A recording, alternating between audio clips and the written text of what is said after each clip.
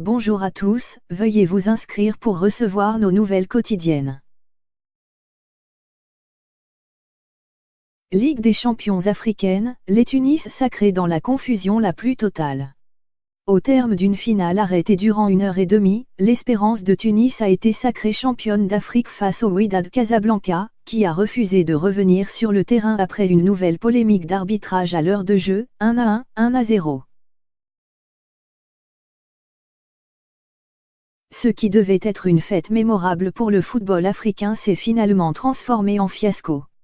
Au bout de la nuit, au stade olympique de Radès, Tunisie, l'Espérance de Tunis a bel et bien soulevé le trophée décerné au vainqueur de la Ligue des champions africaine, faisant son entrée dans le cercle très fermé des équipes parvenant à conserver le trophée 2 saisons de suite.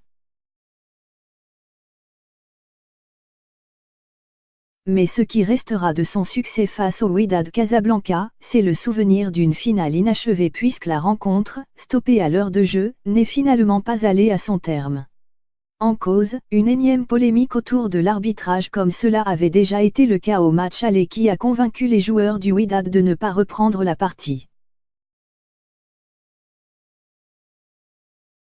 À la 58e minute de jeu, El Kharti pensait pourtant avoir permis aux siens de revenir au score, puisque le Wydad était alors mené 1-0 par l'Espérance de Tunis, qui avait ouvert le score en fin de première période par Belaïli. Sauf que ce but, qui permettait aux deux équipes de se retrouver à égalité parfaite après le nul du match aller, 1-1, a été invalidé pour une position de hors-jeu par l'arbitre de la rencontre, M. Gassama. Frustrés par la décision, les Marocains ont alors demandé avec insistance à l'arbitre de consulter l'assistance vidéo, VAR, ce qu'il a refusé de faire. Une requête pourtant pas dénuée de sens puisqu'au vu des images, le but de l'attaquant marocain aurait effectivement pu être validé.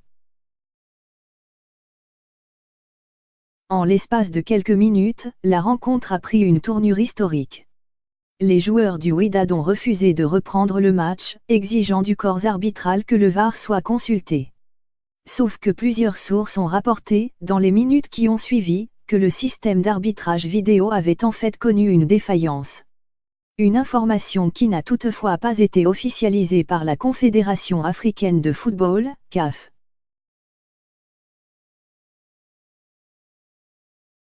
La rencontre a été interrompue durant près d'1h30, sans que la moindre information ne filtre.